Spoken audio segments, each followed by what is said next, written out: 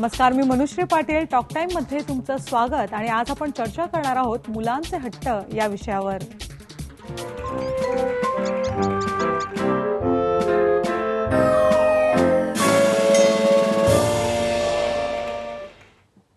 मुलांचं हट्ट पुरवणे हे सगळ्याच पालकांचं स्वप्न असतं, पण अनेकदा मुलं अति हट्ट करतात असं पालकांना वाटतं. पण त्यासाठी काय करायचं आणि त्यासाठी पालकांनी काय काळजी घ्यायची यावर आज आपण चर्चा करणार आहोत. आणि यासाठी आपल्याबरोबर आहे सायकोलॉजिस्ट उर्मिला सावंत आपल्याबरोबर आहेत. तुमचं स्वागत आहे IBN लोकमतमध्ये. तुम्हाला जर यांना काही प्रश्न विचारायचे असतील तर तुम्ही आमच्याशी संपर्क साधू शकता आणि त्यासाठी आमचा नंबर आहे 022-668-99204. आमचा नंबर पुन्हा एकदा ऐका, 022-668-99204. मॅम, आज आपण चर्चा करतोय की मुलांचे हट्ट या विषयावर. पण मुळात मुलं हट्ट का करतात? हट्ट म्हणजे काय? काहीतरी एक इच्छा असते आणि लहान मुलांना कसं असतं की इच्छा ती तेव्हाच्या तेव्हा ताबडतोब पूर्ण करायची असते. बरोबर. आपण मोठ्या माणसांच्या सुद्धा मनात असं एक लहान मुलं असतं ज्याला वाटत असतं की आत्ताच्या आत्ता पाहिजे म्हणजे पाहिजे. पण आपल्यामध्ये एक पालक असतो, तो आपल्याला सांगतो की हे यावेळी शक्य आहे का, परिस्थिती बघून ठरवतो, किंवा हे योग्य आहे की अयोग्य आहे असं सांगतो. आणि आपल्यामध्ये एक प्रौढपण असतो जो योग्य परिस्थिती बघून आपल्यातल्या मुलाची इच्छा पुरी करतो. पण मुलांना हे अजून त्यांच्यातला पालक आणि प्रौढ हा विकसित झालेला नसतो. त्यामुळे त्यांना काय जे हवं ते पाहिजे असतं आणि ते पाहिजे ते नाही मिळालं असं सतत पुन्हा पुन्हा होत राहिलं तर मुलं ते मागत राहतात आणि मग हट्टीपणा करतात. मॅम, पण अनेकदा असं होतं की मुलांचे हट्ट हे जे मुलं हट्टीपणा करतात ते हट्ट पुरवणं कितपत गरजेचं असतं? खरं असं असतं की हट्ट ही गोष्ट मुळात वाईट नाहीये, पण तो कोणत्या गोष्टीसाठी केलाय, कधी केलाय हे बघणं जरुरी आहे. तर मुलांना एखादी गोष्ट आपण कबूल केली तर कबूल केल्यानंतर ती आपण त्याप्रमाणे देतोय का? बऱ्याच वेळा असं होतं की आपण एकदा हो म्हणतो आणि नंतर मग विसरून जातो, किंवा एकदा नाही म्हणतो आणि मग खूप रडलं, हातपाय आपटले किंवा भुणभुण भुणभुण मागे लावली की आपण देऊन टाकतो. मग असं जेव्हा आपण करतो तेव्हा मुलांना असं म्हणजे निश्चित कळत नाही की आपण मागितल्यावर मिळणार की नाही मिळणार, आणि मग ते पुन्हा पुन्हा मागत राहतात, पुन्हा पुन्हा करत राहतात. मूल काय वयाचं आहे, त्याने ते मागतंय त्या गोष्ट त्या वयाला ती योग्य आहे की नाही, किंवा आपल्या परिस्थिती म्हणजे एखादी वस्तू मागितली तर आपल्या आर्थिक परिस्थिती मला ती योग्य आहे, परवडणारी आहे की नाही, या सगळ्या गोष्टी शेवटी आपल्याला पालक म्हणून बघाव्या लागतात. किंवा नीती नियम काही असतात त्यात ते बसतंय की नाही हे बघावं लागतं. किंवा प्रत्येक कुटुंबाची अशी काही एक शिस्त असते, काही नियम असतात की अमुक एक मर्यादेपर्यंत अमुक गोष्ट चालेल. तर ते सगळं बघूनच शेवटी मग हट्ट पुरवणं शक्य असेल तर मुलांचे हट्ट पुरवायला हरकत नाही. मॅम, एक फोन आलाय पुण्यावरनं. प्रमोद शिंदे आपल्या बरोबर आहेत. बोला प्रमोद. हॅलो. मला असा प्रश्न विचारायचा आहे. माझा आत्याचा मुलगा 13 वर्षाचा आहे आणि खूप हट्टी आहे, चिडचिडपणा करतो, उलटा बोलतो, काहीच ऐकत नाही. तर त्याला ते हिप्नोटायझिस्ट कडे नेलेलं बरं पडेल का सायकेट्रिस्ट कडे ट्रीटमेंटसाठी नेलेलं बरं पडेल? असं आहे की या मुलाला सायकियाट्रिस्टकडे नेऊन तुम्हाला उपयोग होऊ शकतो, किंवा मानसशास्त्रज्ञ असतात किंवा काही काउन्सिलर्स असतात त्यांच्याकडे सुद्धा अशा मुलांवरती उपाय होऊ शकतो. आता अशा उपायामध्ये आम्ही मुलांवर नुसता उपाय करत नाही. जेव्हा मुलाची समस्या असते तेव्हा त्याला कारणीभूत त्याच्या आजूबाजूचं वातावरण असतं. त्यामुळे घरातली माणसं त्याच्याशी कशी वागतायत, त्याचे हट्ट पुरवतायत, किंवा काही वेळा म्हणजे मागणी रास्त नसताना पण पुरवली जाते आणि मग त्याला कळतंय की हे असं केलं की आपली मागणी पुरी होणार म्हणून मागे लागते. तर ह्या सगळ्या गोष्टी बघाव्या लागतात, किंवा पालकांशी बोलून चर्चा करून घरातल्या वातावरणात असे कोणते गोष्टी भाग आहेत की ज्याच्यामुळे हे मूल हट्टीपणा करते. तर हे लक्षात शोधून काढणं जरुरी असतं आणि त्याप्रमाणे मार्गदर्शन पालकांना करणं जरुरी असतं. आणि अशा मार्गदर्शनातून शिवाय मुलाशी बोलणं जरुरी असतं. काही वेळा मुलाला काही भावनिक त्याच्या भावना अशा त्यांना मोकळ्या करायला त्याला मिळालेल्या नसतील, तर त्या मोकळ्या करून घेण्यासाठी काही आमच्याकडे उपाय असतात. तर असे उपाय या मुलावरती करता येतात. मॅम, अनेकदा आपण बघतो की तुम्ही सांगितलं की मुलांचे हट्ट सगळेच पुरवणं काही गरजेचं नाहीत, पण अनेकदा असं होतं की मग मुलांचे जर हे हट्ट पुरवले नाहीत तर ते आक्रळस्थपणे करतात किंवा खूप जोरजोरात रडतात, पालक घाबरतात. मग अशा वेळी पालकांनी काय करायला पाहिजे?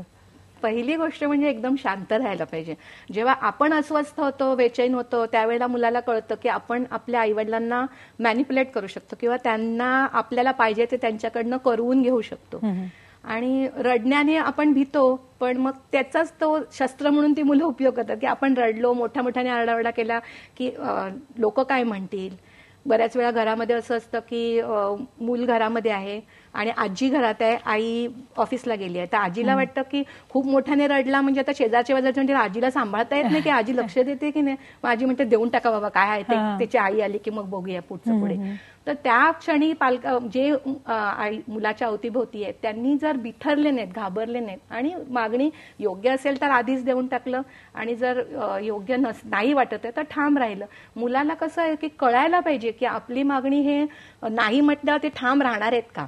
म्हणजे अंतिम निर्णय आपल्या घरातले जे मोठे माणसं आहेत त्यांचा आहे हे जेव्हा त्यांना कळतं तेव्हाच ते हट्ट थांबवतात. नाहीतर हे असा आक्रस्ताळेपणा करून आपल्याला जे हवं ते तुम्ही जर नाही म्हटलं तर तुम्ही नाही द्यायचं किंवा हो म्हटलं तर तुम्ही होवर आपला ठाम राहायला पाहिजे. पण त्याच्यासाठी आधीपासून विचार करा. नाही म्हणतानाच विचार करा की समजा चॉकलेट मागतंय मूल, तर आता हे द्यायचंय की नाही. समजा जस्ट जेवणाच्या आधी मागितलं तर आपलं जर असं मत आहे की जेवणाच्या आधी आत्ता दिलं तर भूक कमी होईल किंवा जे आपलं मत आहे म्हणून आपण ठरवलंय, तर मग त्याच्यावर ठाम राहायचं की नाही म्हणजे नाही. आणि जर चालणार आहे समजा चॉकलेट देऊन, म्हणजे रडल्यानंतर तुम्ही दिल्यानंतर तुम्हाला वाटतं की अरे उगाच आपण याला रडवलं, देऊन काही फरक नाही पडलाय, तर मग अशा गोष्टी होता कामा नयेत. अच्छा, एक आधीच विचार करायचा. किंवा समजा आपण मुलाला काही प्रॉमिस केलं की मी तुला फिरायला घेऊन जाईन आज संध्याकाळी, तर मग म्हणण्यापूर्वी विचार करा आज नक्की वेळ आहे का. आयत्या वेळी काही अडचण येऊ शकते, पण प्राधान्य ह्या गोष्टीला मी मुलाला आता आश्वासन दिलं आणि ते मला पाळायचं. तुम्ही एकदा तुमच्या शब्दावर पालकांनी सुद्धा ठाम राहायला पाहिजे. मॅम एक फोन आला यवतमाळवर नाही, सागर पवार आपल्या बरोबर आहेत. बोला सागर. मॅडम माझा प्रश्न असा आहे की माझा एक मुलगा आहे 6 वर्षाचा यश म्हणून आणि एक मुलगी आहे 4 वर्षाची तन्वी म्हणून. तर ते दोघंही सारखे भांडत असतात आणि एकमेकाचा हेवा देवा करत असतात आणि त्यांना किती मारलं तरी ते काही ऐकत नाहीत, तात्पुरते शांत बसतात आणि पुन्हा भांडण करतात. तर त्याबद्दल थोडा उपाय सांगता का. दोन मुलं जेव्हा असतात तेव्हा बऱ्याचदा मुलांमध्ये एक मागून आलेल्या भावंडाच्यामुळे मोठ्या भावंडाला थोडंसं असुरक्षित वाटत असते की आतापर्यंत सगळे लाड आपलेच होत होते आणि आता हे मागून आलं भावंड आणि ते लहान, तू मोठा म्हणून तू धाकट्याचं ऐक, असं सतत मोठ्या मुलावरती म्हणजे ते आपल्या दृष्टीतून ते बरोबर पण असेल की मोठा म्हणून यांनी समजून घ्यावं, पण प्रत्येक वेळा त्याच्यावर मोठे पण लादलं गेलं तर त्याच्यामध्ये कुठेतरी असुरक्षिततेची भावना निर्माण होते आणि मग ते मूल धाकट्या भावंडाचा दुस्वास करायला लागतं किंवा त्याच्याबरोबर सतत स्पर्धा करायला लागतं आणि धाकटं मूल मग आपण लाडके आहोत असं त्याला कुठेतरी अशी जाणीव झाली तर ते त्याचा फायदा घेऊन जरासं हात लावला तरी रडायचं. म्हणजे मग मोठी माणसं काय म्हणणार, अरे तो लहान त्याला मारलं. मग अशा वेळी मुख्य काय पाहिजे की आई वडिलांनी हे भान ठेवायला हवं की आपण पार्शालिटी तर करतोय असं वाटत नाही ना. म्हणजे आई वडिलांच्या मनात पार्शालिटी नसते, त्यांना वाटतच त्यांना दोन्ही मुलं सारखीच असतात, पण ते गरजेप्रमाणे ते असं करतात. आणि त्यामुळे त्यांनी अशी काळजी घेतली पाहिजे की दोन्ही मुलांना सारखीच वागणूक मिळते की नाही किंवा सारखा महत्व मिळतंय की नाही हे, किंवा मुलांना ते भासलं पाहिजे. तुमच्या मनात असेल महत्व पण ते मुलांपर्यंत पोहोचायला. आणि मग त्यांचं ही अशी भांडणं किंवा आता त्यांनी सांगितलेला वयोगट म्हणजे खूप लहान वयोगट आहे, त्यामुळे त्या गटातली मुलं नुसतंच आपलं एकमेकांच्या वस्तू घेण्यासाठी वगैरे पण होऊ शकतं. मग त्यावेळेला मध्य काढायला किंवा शांत राहून त्यांचं भांडण सोडवायला पालकांनी त्यांच्या समेट घालून आणायला पाहिजे. एक फोन आलाय पुण्यावरनं, शकील तांबोळी आहेत आपल्या बरोबर. बोला शकील. शकील तुमच्या टीव्हीचा आवाज कमी करा आणि आम्हाला सलग प्रश्न विचारा. हो मॅडम. केला मॅडम. बोला. माझ्या बहिणीचा एक लहान मुलगा आहे तर तो सारखा हट्ट करत असतो मॅडम. तर कधी चॉकलेट वगैरे सारखं हट्ट करतो मागायचा, शाळेमध्ये वगैरे जात नाही असं. तर मॅडम काय करावं लागेल मॅडम. आधी पहिली गोष्ट तुम्ही तपासून बघा तुमचं मत की चॉकलेट द्यायचंय की नाही द्यायचंय. कारण चॉकलेट काही इटसेल्फ काही वाईट गोष्ट नाहीये, पण तुम्ही किती वेळा द्यायचं किंवा चॉकलेट खाल्ल्यानंतर त्यांनी चूळ भरली पाहिजे, ह्या गोष्टी महत्वाच्या जर लक्षात घेतल्या तर मग तुम्ही एक काहीतरी नियम घालून देऊन करू शकता किंवा त्यांनी मागण्याच्या आधीच एक ठराविक वेळ दिवसातनं एकदा देणार आहात तर त्यावेळेला द्यायचं. आणि जर त्याला काही मोठा प्रॉब्लेम आहे की ज्याच्यामुळे चॉकलेट खायचंच नाहीये, तर मग ठरवा ना चॉकलेट नाही द्यायचं किंवा काय. तर चॉकलेट ही एक गोष्ट झाली, पण जे काय तुम्ही ठरवता की गोष्ट द्यायची आहे की नाही द्यायची, त्या बाबतीत विचार करून द्या. बरोबर आहे. म्हणजे ते कितपत गरजेचं आहे ते ठरवा आणि मग त्याला द्यायचे की नाही ते ठरवा. एक फोन आला वाशिमवरून. दत्तात्रय लकडे आपल्या बरोबर आहेत. बोला दत्तात्रय. हॅलो. बोला. बोला. एक मुलगा आहे 12-13 वर्षाचा आणि तुमचा प्रश्न नीट ऐकू येत नाही दत्तात्रय. त्या मुलाचा वारंवार पडतो. काही तांत्रिक कारणामुळे त्यांचा आपल्याला प्रश्न कळला नाही, पण साधारण ते असं म्हणत होते की ते वारंवार मुलं हट्ट करतात. त्या बाबतीत तुम्ही काय सांगाल? तेच त्याचं मूळ शोधून काढावं लागेल की मूल हट्ट का करते. बऱ्याच वेळा काय असतं की लक्ष वेधून घेणं पालकांचं हा एक भाग असतो की पालकांचा पुरेसा वेळ मुलाला मिळत नसल्यामुळे काय हट्ट केलं की त्यानिमित्ताने रागवायसाठी का होईना पालक आपल्याकडे बघतायत, या भावनेतून पण मुलांचा हट्ट असू शकतो. किंवा स्वतःला कुठेतरी असुरक्षित वाटत असतं की दुसऱ्यांना मिळतंय ते मला नाही मिळत आहे, असं काहीतरी वाटत असतं. किंवा मग एक साधी गोष्ट आहे, जसं मी म्हटलं की आपल्यातही एक मूल असतं, एक प्रौढ असतो, एक पालक असतो.